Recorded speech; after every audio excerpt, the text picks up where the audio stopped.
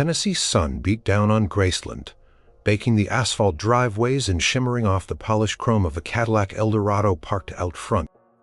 Inside, the air conditioning hummed a constant low drone that barely cut through the oppressive August heat. Elvis Presley, usually a whirlwind of energy, lay stretched out on a plush sofa in the living room, a silk shirt unbuttoned halfway down his chest. He was tired, not just physically, from the grueling tour schedule, the screaming crowds, the endless demands, but deep down tired in a way that sleep rarely fixed anymore.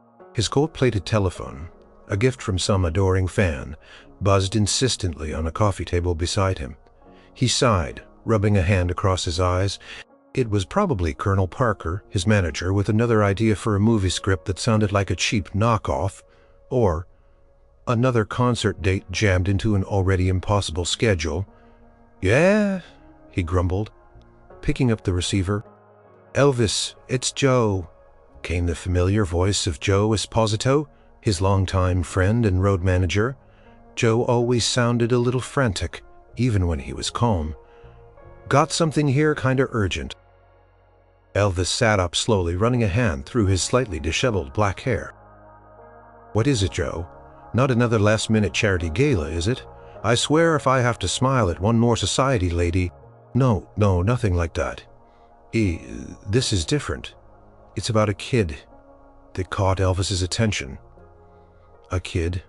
His expression softened almost imperceptibly. "What about a kid?" "His name's Leo Miller. He's 10 years old, from out in California. Been sick for a while, real sick. Kid's got a bad heart condition. And the doctors, well, they're not giving much hope. He's at St. Jude's." Joe's voice lowered, a hint of genuine sadness creeping in. "His folks got in touch," said Leo's biggest dream. "His absolute biggest wish is to meet you. He's apparently your biggest fan. Knows every song, got every record." Elvis closed his eyes. The world seemed to shrink around him, the usual pressures of fame momentarily fading. He imagined a 10-year-old boy stuck in a hospital bed, fading away. It hit him hard, right in the gut. He remembered being a kid himself, looking up to heroes, wanting a dream to come true. His own childhood had been tough, full of dreams that felt impossible. "A 10-year-old, huh?" Elvis murmured. He pictured a small, pale face, big eyes. What kind of sick? "Joe, really bad. Real bad. The doctor said he doesn't have much time. Could be days, maybe a week or two. At most, they're trying to make his last days as comfortable as possible. His parents are just heartbroken." Silence stretched between them, broken only by the distant hum of Graceland. Elvis thought of his own mother, Gladys, gone too soon. He thought of all the kids he'd met over the years, some healthy and boisterous, others quiet and shy. He'd always had a soft spot for children. They saw him not as Elvis the King, but as something simpler, more pure. "So, what do they want me to do?" Elvis finally asked, his voice low. "Send a signed picture, a telegram, call him." He knew these were the usual protocols for fan requests, especially for someone of his stature. His manager, Colonel Parker, had built a fortress around him, protecting his time, his image, his energy. Every public appearance was a meticulously planned operation, involving security, media, and contracts. A spontaneous hospital visit was practically unheard of. "Well, they asked if you could possibly visit him," Joe said, almost hesitant, as if anticipating the immediate no from the colonel's playbook. I know. It's a huge ask security. Logistics. The whole 9 yards. Colonel Parker would probably have a fit. He said we could send a special gift package. Maybe a video message. Something like that. But the parents, they really want you there. For Leo, they said it would mean the world. His mind was already racing, picturing the chaos a visit would cause. Paparazzi, the screaming fans, the hospital staff, overwhelmed. It would turn a quiet personal moment into a media circus. That wasn't what Leo needed. That wasn't what he wanted to give. "A video message isn't the same," Joe Elvis said, his voice taking on a thoughtful, almost distant quality. A kid like that, he doesn't need a video of Elvis Presley, the entertainer. He needs a real person. Someone to sit by his bed, talk to him, someone who cares. I know, believe me, I get it, Joe said, sensing a shift in Elvis's tone. Colonel, he's already talking about insurance, waivers, and how to manage the media if word got out. He's worried about the public image. You know, what if he doesn't make it after you visit the headlines? The blame. Elvis cut him off, a sharp edge in his voice. Joe, stop, that's cold. This isn't about headlines or image. This is about a child. A child is dying. He stood up, pacing the luxurious living room, his mind far away from the velvet drapes and the gleaming gold records on the wall. He was picturing Leo again, thin and frail, clinging to a dream. He thought of all the times he felt disconnected from the world, from real people. Trapped in the gilded cage of his fame, he performed for millions, but rarely felt truly seen. This was a chance to be real, to do something truly meaningful. Find out everything you can about Leo, Joe, Elvis commanded, his voice firm, no longer tired. What are his favorite songs? What does he like to talk about? Everything, and I mean everything. Don't tell the colonel yet, not officially. Just get me the information. Joe paused. Then a slight smile touched his lips. Though Elvis couldn't see it, he knew that tone. He'd heard it when Elvis made up his mind about something, when his heart was truly invested. You're thinking about going, aren't you, E? Elvis looked out the window past the swimming pool towards the iron gates of Graceland, where fans often gathered, hoping for a glimpse. I'm thinking, Joe. I'm thinking very hard. Some things are more important than record sales and movie contracts. Some things are just about being human. He hung up the phone, the silence of the room returning, but now it felt different, charged with purpose. Thought of Leo Miller, a boy he'd never met, filled his mind. A sick child, a last wish. It was a call to something deeper than celebrity. A call to the heart, and Elvis Presley, for all his fame and fortune, had a heart as big as Tennessee. The evening settled over Graceland, turning the vibrant green lawns into dusky shadows. Elvis sat on the edge of his bed, a worn copy of the Bible in his hand, though he wasn't reading it. His mind was miles away, in a sterile hospital room with a boy he'd never met. Leo Miller. The name echoed in his thoughts. Joe Esposito had called back with more details. Leo loved Heartbreak Hotel and Can't Help Falling in Love. He'd even tried to play Hound Dog on a toy guitar his parents bought him. He was a quiet kid, usually shy, but when it came to Elvis, he lit up. He was 10, the same age Elvis had been when he first moved to Memphis, full of dreams and a desperate hope for something better. The temptation to send a lavish gift, a video message, or even a personal note was strong. It was the easy way out. The Colonel Parker approved. It would fulfill the request without disrupting his carefully constructed, highly publicized life. But the thought felt hollow, like a cheap imitation of genuine care. He remembered his own childhood, growing up in Tupelo, Mississippi, then moving to Memphis. Poverty was a constant companion. His mother Gladys had taught him kindness, humility, and the importance of helping others, especially those in need. She told him stories about angels, about God's love, about the simple power of a human touch. Gladys would have wanted him to go. She would have insisted, "You really thinking about this, Joe asked, walking into the bedroom, a cup of coffee for Elvis and a glass of iced tea for himself. Joe saw the look on Elvis's face, a mix of determination and vulnerability. Elvis took a sip of the coffee. "Yeah, I am, Joe. I can't shake it. This kid, he needs more than a picture. He needs to know someone truly." "Cares? The Colonel's gonna hit the roof," Joe warned gently. "He'll say it's too risky. What if the press finds out? What if it's seen as a publicity stunt? What if it drains you too much right before the Vegas run?" Elvis waved a dismissive hand. "Let him hit the roof. Let him worry about the money and the publicity. This ain't about money. And it ain't about publicity. This is about a human being, Joe. A child. He stood up and walked to the window, gazing at the moonlit grounds. I remember being 10. Everything felt so big, so important, and if someone I admired, someone I looked up to, had shown up just for me, it would have been everything. He turned back to Joe, his eyes burning with conviction. I've got all this fame, all this money, all these people around me, and sometimes it feels as if I can use it just for one moment to bring pure joy to a child whose suffering that's worth more than any concert, any movie. So you're going? Joe asked, a slight smile forming on his lips. He knew Elvie. Once his mind was made up, especially on matters of the heart, there was no changing it. I'm going, Elvis confirmed, his voice firm. But here's the thing, Joe. It has to be quiet. No media, no fuss. This is for Leo, not for the newspapers. I want it to be a personal visit. Just me, Leo, and his family.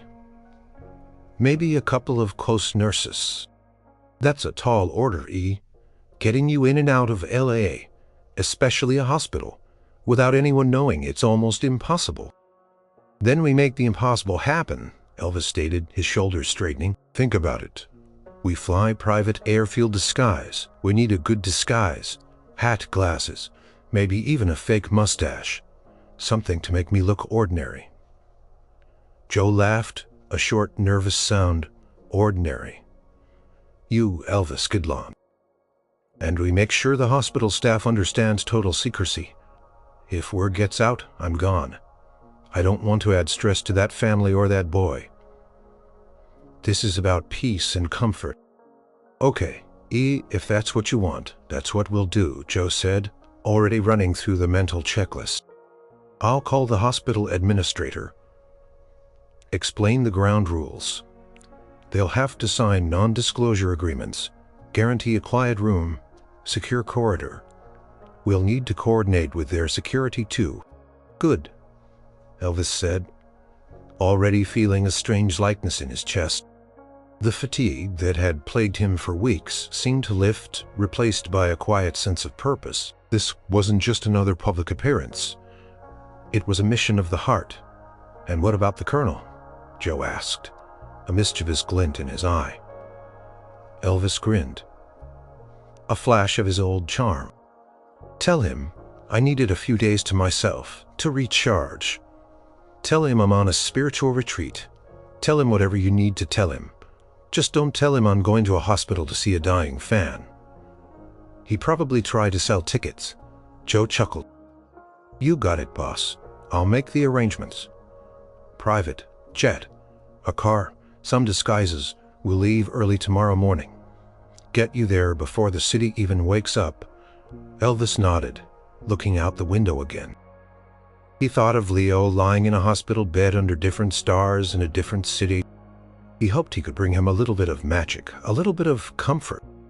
It was a daunting task, navigating the labyrinth of his own fame to reach one small, ailing fan. But for Leo, he would be more than the king of rock and roll. He would be just a man coming to visit a friend. The decision was made. His heart was leading the way. The pre-dawn Memphis air was cool, almost crisp, a welcome relief from the daytime humidity.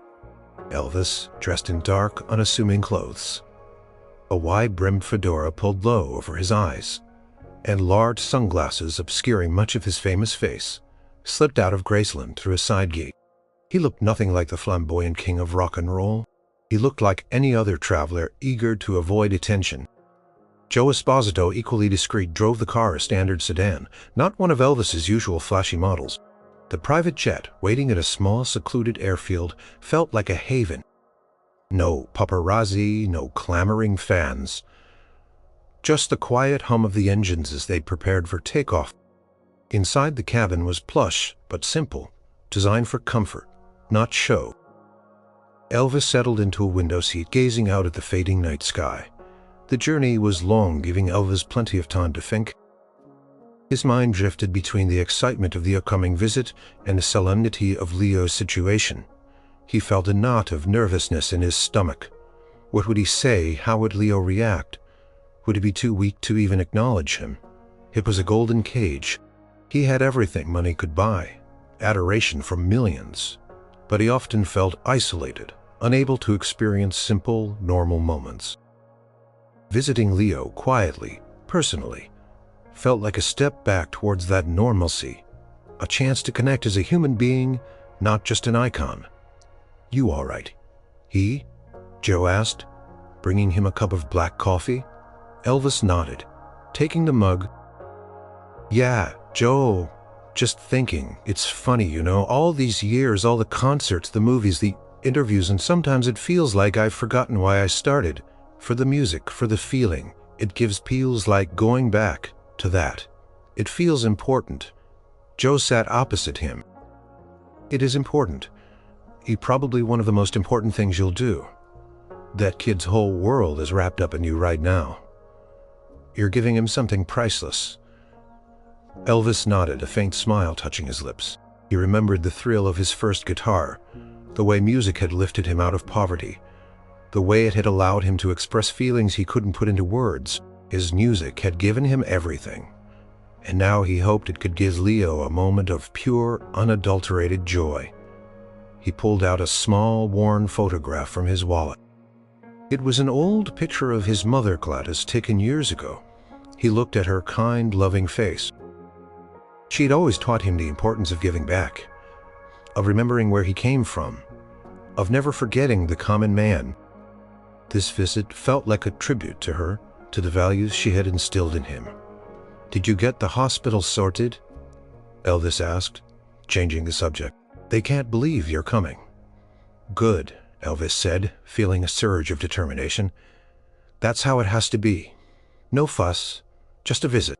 As the sun began to peek over the horizon, painting the sky in shades of orange and pink, the plane began its descent towards the sprawling metropolis of Los Angeles. Elvis looked down at the city, a vast mosaic of lights and buildings, and felt a quiet apprehension. This was different from arriving for a concert, stepping off the plane into a waiting limousine surrounded by security and screaming fans. This was personal. This was vulnerable. The private airfield was, indeed, quiet. A dark sedan with tinted windows waited on the tarmac, its engine purring softly. Elvis and Joe stepped out of the jet, blending into the early morning shadows. The air was cool and crisp, a welcome change from Memphis. As they drove through the awakening city, Elvis looked out the window, observing the normal lives unfolding around him. People commuting to work, kids on their way to school, joggers in parks. It was a world he rarely got to experience anymore, hidden behind hotel suites and concert stage curtains. He was the king, but sometimes he just wanted to be a regular guy. The hospital loomed in the distance, a large, modern building that felt both sterile and hopeful. St. Jude's Children's Hospital. He took a deep breath, steeling himself. He wasn't going there to perform. He was going there to listen, to connect, to simply be present for a young boy who needed a moment of magic. Car pulled into a discreet, unmarked entrance at the back of the hospital, away from the main public areas. Joe had arranged everything perfectly. A quiet corridor, dimly lit, awaited them. As Elvis stepped out of the car, he adjusted his fedora, pulling it lower. His heart began to pound with a mix of anticipation and nerves. He was about to enter a world where his fame meant less than his humanity, where a child's smile was more precious than any chart-topping record. He was ready. The air inside St. Jude's Children's Hospital was clean, smelling faintly of antiseptic, and something indefinable, something like quiet hope. Elvis, still in his fedora and dark glasses, followed Joe down a long, muted hallway. The floors were polished to a sheen reflecting the soft glow of the overhead lights. Murals of whimsical animals adorned the walls, a gentle attempt to make the place feel less stark for the young patients. They reached a secluded waiting area where a woman with kind, weary eyes and a crisp white uniform stood waiting. This was Nurse Thompson, the head nurse on Leo's ward. She was a woman who had seen countless heartbreaks and triumphs in her career, and her gaze, though professional, held a deep empathy. "Mr. Presley," she whispered, extending a hand. Her voice was hushed, reverent. "Thank you. Thank you so much for coming. This means the world to Leo and his family." Elvis shook her hand, surprised by the gentle firmness of her grip. "Please, Nurse Thompson, call me Elvis, and thank you for having me. I just want to do whatever I can for Leo." He kept his voice low, trying to maintain the discreet atmosphere. "Of course, Elvis," she said, a small, knowing smile touching her lips. "We've taken every precaution. This wing is quiet this morning, and we've informed key staff only. Leo's room is at the very end of the hall. His parents are with him." She gestured down the corridor. "Leo's heart is very weak. As you know, he tires easily. But his spirit is incredible. He's been clinging to the hope of this visit. I understand. I'll be gentle. I just want to sit with him. If he'll have me." "He'll have you," Nurse Thompson assured him. "He'll be thrilled beyond words. Just be prepared. He's very fragile. And his parents, they're holding on by a thread. Your presence means so much to them, too." She led them down the quiet hall, past closed doors, each one holding a child's story. Elvis felt a profound sense of humility. Here, fame and fortune meant nothing. Only kindness, comfort, and the desperate hope for healing mattered. As they walked, Elvis noticed small details. A drawing taped to a door, a stuffed animal peeking out from under a blanket in a room, the muted sounds of a television somewhere. It was a world entirely separate from his own, yet so deeply connected by human experience. They paused outside a door marked Leo Miller. Nurse Thompson turned to Elvis, her eyes serious. "Just a few more things, Elvis, please. No sudden movements or loud noises. He startles easily. And if he gets tired, we'll need to step out. We don't want to overexert," his voice husky. He took a deep breath, running a hand through his hair, forgetting for a moment the disguise. He felt strangely exposed, despite the dark clothes and sunglasses. He was about to meet a child who needed something truly real from him. He pulled off his fedora and glasses, handing them to Joe. He wanted Leo to see him, truly see him. Not a disguised celebrity. He wanted to offer an open, honest presence. Joe gave him a reassuring nod. "You got this, E? Just be yourself." Elvis nodded back, but he knew being himself was a complicated thing these days. He took another deep breath, trying to shed the layers of the king, and just be plain old Elvis Aaron Presley from Tupelo. Nurse Thompson gave a soft knock on the door, then pushed it open gently. The room was softly lit, surprisingly cheerful, despite the medical equipment. A comfortable armchair sat beside a hospital bed. In the bed, a small pale boy lay propped up on pillows, his eyes closed. His skin was translucent, his breathing shallow tubes snaked from machines to his body. Beside him, a woman sat holding his hand, tears silently tracking down her face. A man stood by the window, his shoulders slumped, his gaze distant. "Mr. and Mrs. Miller." Nurse Thompson stepped inside, first, her voice a soft murmur. "Mr. and Mrs. Miller, I have a visitor for Leo. A very special visitor." The parents looked up, their eyes red and weary. When they saw Elvis standing in the doorway, their expressions shifted from sorrow to disbelief, then to utter shock. Mrs. Miller's hand flew to her mouth. Stifling a gasp, Mr. Miller's eyes widened, then filled with tears. Elvis offered a small, gentle smile, his heart pounding. He had faced screening stadiums of thousands, but this quiet, intimate moment felt more profound, more intimidating. He was here, not as an idol, but as a hopeful friend. He stepped fully into the room, leaving the whispers of the hallway behind him. The moment had arrived. The silence in Leo's hospital room stretched thick with unspoken emotion. Mrs. Miller was openly weeping now, not in sorrow, but in overwhelming surprise and gratitude. "Mr. Miller, though still tearful, managed a shaky nod, a silent invitation for Elvis to enter fully.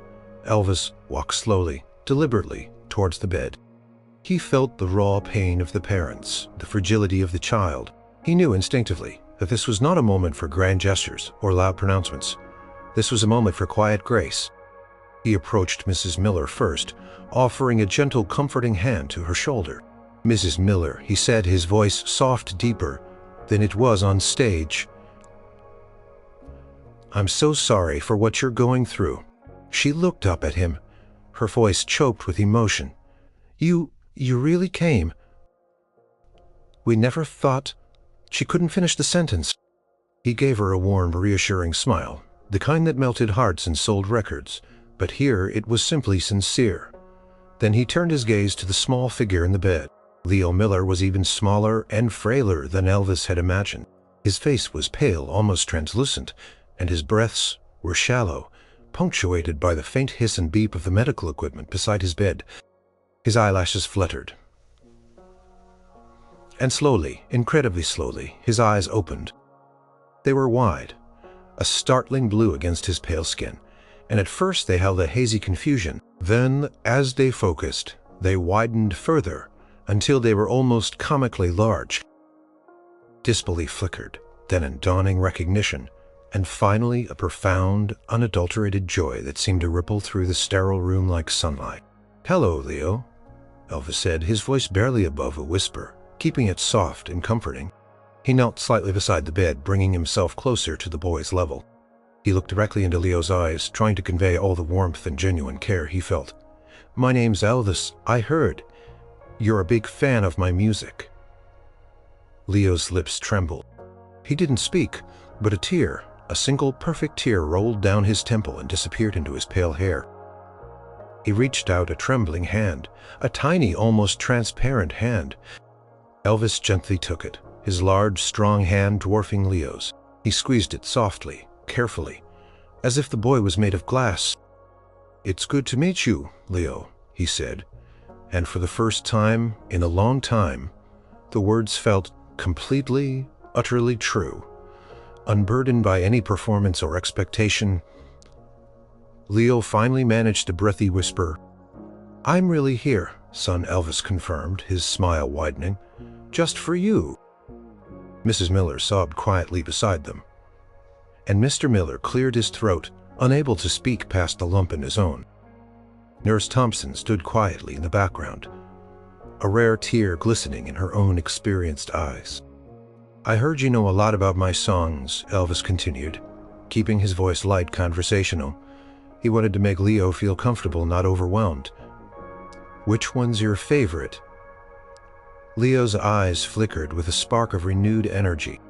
He tried to speak again, his mouth opening and closing, but no sound came out.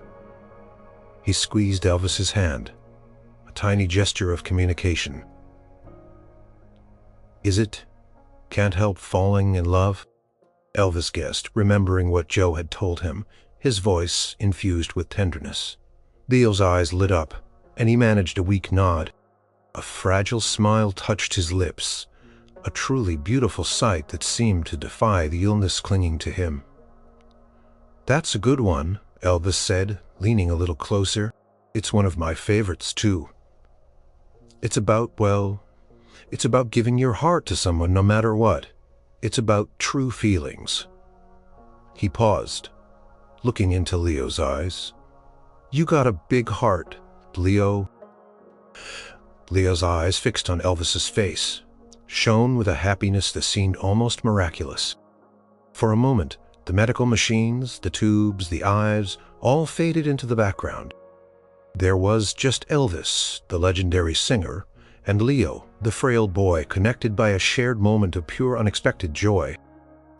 It was a connection that transcended fame, illness, and even the boundaries of life itself. It was simply human, and for Elvis, it was profoundly moving. Elvis sat in the armchair beside Leo's bed, gently holding the boy's hand. He had pulled the chair closer, making sure he was at Leo's eye level, not towering over him. The room felt warm now, filled with a quiet, sacred presence. Mr. and Mrs. Miller sat on a small sofa against the wall watching their son, their faces still etched with disbelief and profound gratitude. Nurse Thompson had quietly left, promising to check back in a little while, leaving them their private moment. "So, Leo Elvis began, his voice soft and conversational. Besides, can't help falling in love. What other songs do you like? Do you like the fast ones?" Like Hound Dog, Leo managed a small nod, a faint smile playing on his lips. His breathing seemed a little less strained, his eyes brighter. He was still very weak, but a spark, a tiny flicker of his former self had ignited within him. "You know, Hound Dog was a fun one to sing," Elvis reminisced, a gentle laugh in his voice. "It was rowdy. Made people get up and dance. Made me sweat a lot too, usually." He paused, letting the image settle. "But sometimes the quiet songs, they mean the most. They go right to your heart." He looked at Leo. "Do you like to sing, Leo?" Leo's eyes flickered, and he shook his head slightly. "Too weak," he whispered, his voice barely audible, a thin thread of sound. "That's okay, son," Elvis reassured him immediately. "You just rest. You just listen. Singing can be tiring sometimes, even for me." He paused, a thought forming. "But what if I sang something for you, just quietly, nothing loud, just a little tune?" Leo's eyes widened and a look of pure longing crossed his face. He thought about "Can't Help Falling in Love." It was perfect. It was gentle. It was sincere. And it was Leo's favorite. He closed his eyes for a moment, letting the melody fill his mind, stripping away the stage lights, the roar of the crowd, the pressure of performance. He was just a man singing to a child. He began, his voice a hushed, melodic hum, perfectly pitched, but stripped of its usual power and vibrato, just a soft, pure tone. Wise men say only fools rush. The sound filled the quiet room, a comforting balm. It wasn't the roaring, hip-swiveling Elvis that millions adored. It was something more intimate, more tender. It was the sound of a human heart expressing itself through melody. Leo's eyes were fixed on Elvis's face, wide with wonder. His breathing seemed to even out, and a peaceful expression settled on his pale features. He looked utterly captivated, lost in the beauty of the song sung just for him. "But I can't help falling in love with you," Elvis continued, his gaze never leaving Leo's face. He poured every ounce of tenderness and genuine emotion into each word. He saw the way Leo's eyes glistened, the small, almost imperceptible movements of his lips, as if trying to sing along. "Shall I stay? Would it be a sin if I can't help falling in love with you?" The lyrics took on a deeper meaning in this hospital room surrounded by vulnerability and love. It wasn't just a love song. It was a hymn of human connection, a promise of presence. As he reached the bridge, his voice, still soft, gained a touch more emotion, a gentle swell that filled the small space with warmth. "Like a river flows surely to the sea, darling. So it goes. Some things are meant to be." Mrs. Miller had buried her face in her husband's shoulder, softly weeping. Mr. Miller's jaw was clenched, his eyes squeezed shut, unable to hold back his own tears. The song was reaching them too, offering solace in their darkest hour. Elvis finished the song, his voice trailing off into a soft hum.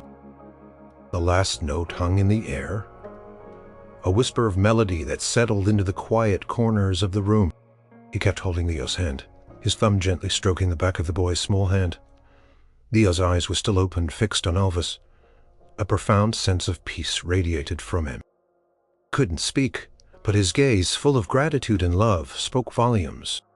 He squeezed Elvis's hand again, a little stronger this time. "That was for you," Leo, Elvis said, his own voice a little husky with emotion. "Just for you." He felt a deep satisfaction, a fulfillment that went beyond any applause or standing ovation. This was real. This was meaningful. This was the true power of music. Not to entertain millions, but to bring comfort, hope, and a moment of pure, unadulterated joy to one small, brave boy. In that moment, Elvis Presley was no longer a star. He was simply a singer, sharing his gift with a friend. The song had woven a spell in the room, leaving a lingering warmth. Elvis stayed by Leo's side, continuing to hold his hand. The silence that followed wasn't awkward. It was comfortable, filled with an unspoken understanding. "You know, Leo," Elvis began, his voice still quiet, "when I was about your age, I loved music more than anything. Didn't have a lot of money for records, but I listened to the radio. All kinds of meme about being a singer, but it seemed like such a faraway dream." He smiled faintly. "Never thought I'd be sitting here talking to a young man like you, thousands of miles from where I grew up." Leo listened intently, his gaze unwavering. He seemed mesmerized, hanging on every word. "You know," Elvis continued, looking at the boy's worn Mickey Mouse blanket, "fame's a funny thing. It gives you a lot, but it takes a lot too. Sometimes you feel like you lose a piece of yourself, the simple part, the part that just loves to sing, or play guitar, or just sit and talk to folks. Coming here, being with you, it makes me remember that simple part. It makes me feel real again." Leo's eyes softened to deep comprehension in their blue depths. It was as if he understood the burden of the crown, the loneliness of the king. "Do you like to draw, Leo?" Elvis asked, noticing a small sketchbook on the bedside table. Leo nodded weakly, his eyes twinkling. "What do you draw?" Leo pointed a frail finger at the sketchbook. Elvis gently picked it up. Inside there were drawings of cars, airplanes, and then, on several pages, careful, childlike renditions of guitars, microphones, and even a figure with a recognizable quiff of hair and a wide smile. They were crude, but filled with an undeniable affection. "These are good, Leo," Elvis said genuinely, his heart swelling. "You're a talented artist. Look at this one." He pointed to a drawing of a guitar.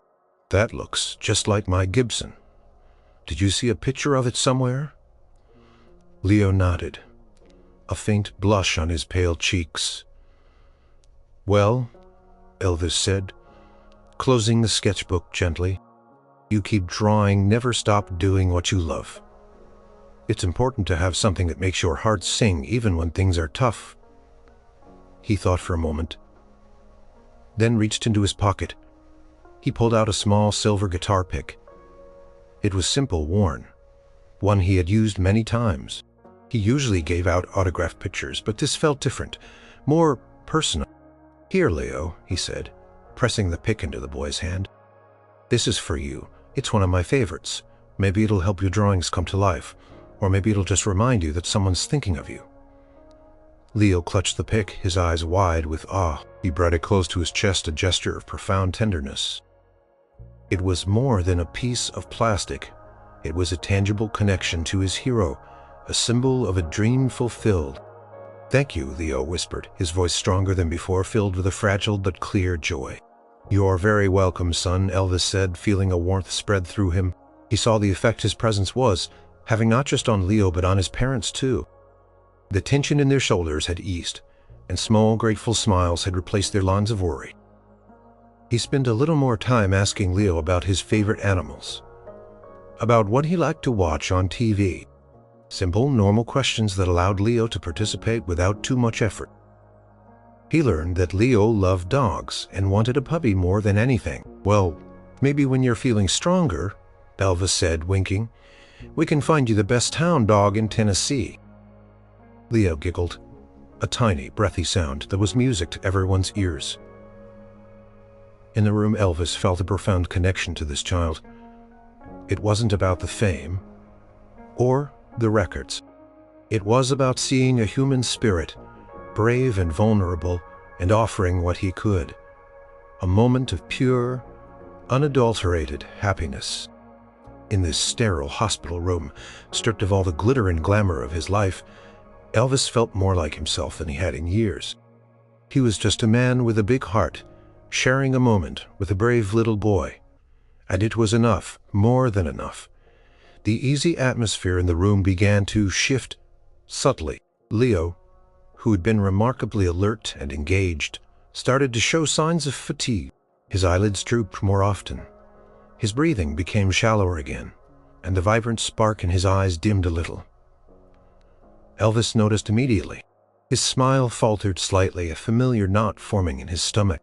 He'd seen this before, the ebb and flow of strength in those who were gravely ill. It was a stark reminder of Leo's precarious condition. "Are you getting tired, Leo?" Elvis asked softly, his voice full of concern. Leo gave a weak nod, his grip on the silver guitar pick still surprisingly firm. He didn't want Elvis to leave, but his body was betraying him. Just then, Nurse Thompson re-entered the room, her expression professional but observant. She took in Leo's condition at a glance, then walked over to the monitors. The gentle beeps and hisses suddenly seemed louder, more urgent. "His heart rate is dipping slightly and his oxygen levels are a bit low," she murmured, more to herself than to the others, but the words hung heavy in the air. "He needs to rest now," Mrs. Miller gasped softly, reaching for Leo's other hand. Mr. Miller moved closer to the bed, his face once again etched with deep worry. Peaceful atmosphere that Elvis's presence had brought dissolved, replaced by the ever-present anxiety of the hospital. Elvis felt a wave of helplessness wash over him. He, the king who could command thousands with a flick of his wrist, was utterly powerless against the relentless march of illness. He could sing, he could charm, but he couldn't heal. It was a humbling, hard-baking realization. "It's okay, Leo," Elvis said, trying to keep his voice steady to offer comfort despite the rising fear. "You take a good rest now. Get strong." Leo's eyes fluttered, then opened fully, fixing on Elvis with an almost desperate plea. He mouthed something too faint to hear. "What is it, son?" Elvis leaned closer. "Stay," Leo whispered the single word, a fragile request that tore at Elvis's heart. Elvis looked at Nurse Thompson, who shook her head gently. "He really needs to rest, Elvis. Any further exertion could, well, we need him to conserve his strength." Elvis understood. He couldn't risk Leo's health even for a moment more of connection. Tightened his grip on Leo's hand for a second longer, conveying all the care he felt. "I have to let you rest now, Leo," Elvis said, his voice husky with emotion. "But I'll be thinking about you, and I'll come back." "Okay, I promise." He knew he meant it with every fiber of his being. This wasn't a celebrity promise, it was a human one. Leo's eyes closed, and he seemed to drift off, still clutching the guitar pick. The exhaustion had claimed him. Elvis gently released Leo's hand, standing up from the armchair. He felt a deep ache in his chest. Watching the rapid change in Leo from bright-eyed wonder to profound weariness had been a stark reminder of the gravity of the situation. He looked at Mr. and Mrs. Miller, their faces now a mix of renewed anxiety and exhausted gratitude. "He's a brave little boy," Elvis said, his voice low. "Truly brave." Mrs. Miller nodded, tears streaming down her face again. "He held on for you, Elvis. He really did this. This was everything to him." "It was everything to me, too," Elvis admitted, his own eyes glistening. He knew this wasn't about the show. It was about real life, real pain, and real hope. Nurse Thompson gave him a respectful nod. "Thank you, Elvis. You brought him more joy than we've seen in weeks. That counts for a lot. Rest is important, but so is spirit.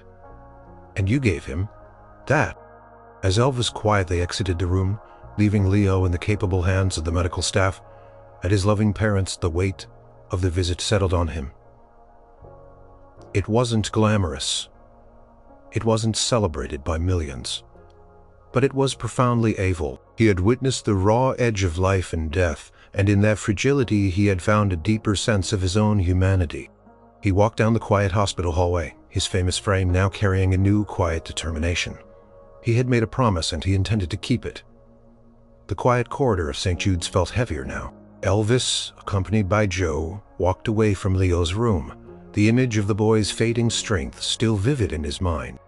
The raw emotion of the visit had left him drained, yet also filled with a profound sense of purpose.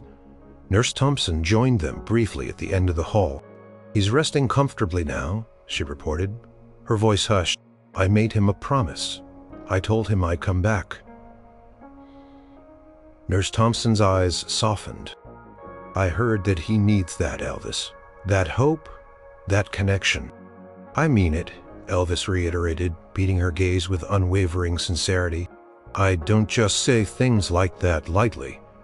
Once Leo gets some more rest and if his condition allows, I want to come back. Not for a long visit, maybe just a few minutes, just to say hello. Check on him. No fuss." "We'd be honored," she said, a genuine warmth in her voice. "We'll keep you updated on his progress or lack thereof, and we'll ensure the same discretion." Elvis thanked her again, then turned to Leo's parents, who had followed them out of the room. Looking utterly exhausted, but also filled with a new, fragile hope. "Mr. and Mrs. Miller," Elvis said, his voice gentle, "I know this is incredibly difficult for you both. Leo is a very special boy. He's so brave." Mrs. Miller, her eyes still red, managed to reach out and squeeze his arm. "There are no words, Elvis. You gave him his dream, and you gave us a moment of peace, of pure joy that we haven't had in so long. Thank you from the bottom of our hearts." Mr. Miller, usually a quiet man, cleared his throat. "We never imagined we just sent that letter out, hoping for a signed photo maybe. But you came yourself. It means more than you'll ever know. It gives us hope too." Elvis felt a lump in his own throat. "Don't lose hope. Not for a second. You keep fighting for him, and I'll be thinking of Leo. I truly will." He reached into his pocket and pulled out a small folded piece of paper, a personal note he quickly scribbled earlier. "This is just a little something for you. A private line. If you need anything at all, please call Joe. He'll get in touch with me. Don't hesitate." He handed the note to Mr. Miller, who took it with trembling hands. It was a gesture that went beyond celebrity, a true offer of support from one human being to another. "And," Elvis added, looking at both of them, "I promised Leo I'd come back. I intend to keep that promise. I'll check in with Nurse Thompson, and if he's up to it, I'll sneak back in for another quick hello." The parents' faces lit up with renewed gratitude. It wasn't just the visit that mattered. It was the promise of continuity. The knowledge that Leo was not forgotten, that his hero truly cared. As Elvis and Joe made their way to the discreet exit, the early morning sun was just beginning to cast long shadows across the hospital grounds. The world was waking up, full of its usual hustle and bustle. But for Elvis, the hospital visit had been a quiet, profound journey into the heart of what mattered. He stepped into the waiting car, the familiar darkness of the tinted windows enclosing him once more, pulled off his fedora and sunglasses. Running a weary hand over his face, he felt different, lighter, yet heavier. The exhaustion was there, but it was a good kind of tired, a fulfilling kind. "You did good, Joe said, starting the engine. "Really good." Elvis looked out the window, the hospital fading from view. "He's a brave little boy, Joe. I just hope I gave him something real to hold on to." He thought of Leo clutching the silver guitar, his eyes full of wonder. "That little fella," he reminded me of what's truly important. More than any stadium full of screaming fans ever could. The drive back to the private airfield was quiet. Elvis leaned his head against the seat, the images of Leo, his parents, and the quiet courage in the hospital room replaying in his mind. He knew he had to return, not just for Leo, but for himself. This unexpected visit had stirred something deep within him, reminding him that the true power of his fame lay not in the glitter and gold, but in the simple, profound act of human connection and kindness. He had come as a star, but he was leaving as a humbled, more grounded man. In the days that followed Elvis's visit, a remarkable shift occurred in Leo Miller's room. The doctors, accustomed to the slow, inevitable decline of patients with Leo's condition, watched with cautious optimism while his underlying illness remained. Something intangible had changed. Leo's spirits were demonstrably higher. He ate a little more, slept more peacefully, and even managed a few more coherent words. Nurse Thompson, with her years of experience, attributed it to what she called the Elvis effect. She saw it in his eyes, a newfound spark, a resilience foiled by the knowledge that his biggest dream had come true, and that his hero genuinely cared. The silver guitar pick remained clutched in his small hand, a tangible reminder of the magical morning. Word of Elvis Presley's secret visit spread through the hospital like a quiet ripple, reaching only those essential staff who had been privy to the incredible event. There was no media frenzy, no sensational headlines, just hushed whispers of awe and respect for the king's quiet act of kindness. The hospital staff, from the cleaners to the chief of medicine, felt a renewed sense of purpose, witnessing firsthand the profound impact of compassion. Back in his world of flashing lights and adoring crowds, Elvis was different. The tour continued. The demands were still immense, but a subtle change had taken root within him. He found himself thinking of Leo during his performances, especially when he sang "Can't Help Falling in Love." He sang it not just for the thousands in the audience, but for that one little boy and the promise he had made. He called Joe Esposito daily for updates on Leo. Each report, even the small improvements, brought a genuine smile to his face. And, true to his word, 2 weeks later, when the tour briefly paused in a nearby city, Elvis returned to St. Jude's. This second visit was even quieter than the first. He slipped in, dressed simply, and found Leo a little stronger, sitting up in bed, a faint color in his cheeks. His parents were there, their faces still etched with worry, but also with a quiet, enduring gratitude. "Hey, Leo," Elvis said, walking into the room. Leo's eyes, still wide, but now with less shock and more warmth, lit up. "Elvis," he managed, a genuine smile spreading across his face. "Told you I'd be back, didn't I?" Elvis said, taking his usual seat. He didn't sing this time. He just talked. Listened. Talked about dogs, again, about the drawings, about simple things. Leo told him. About a bird he'd seen outside his window. Elvis listened, truly listened, with all the attention he usually reserved for his music. The second visit was shorter, perhaps 15 minutes, but it solidified the connection. It was a reaffirmation of a promise, a testament to true care. As Elvis left that day, Leo looked stronger, his spirit buoyed by the unwavering attention of his hero. In the months that followed, Leo's health remained precarious, but the doctors noted his fighting spirit. He continued to draw, often including a figure with a familiar quiff and a guitar.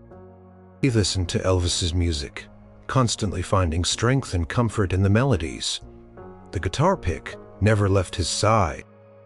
Elvis continued to check in, sometimes sending a thoughtful gift, sometimes a simple, unpublicized message through Joe.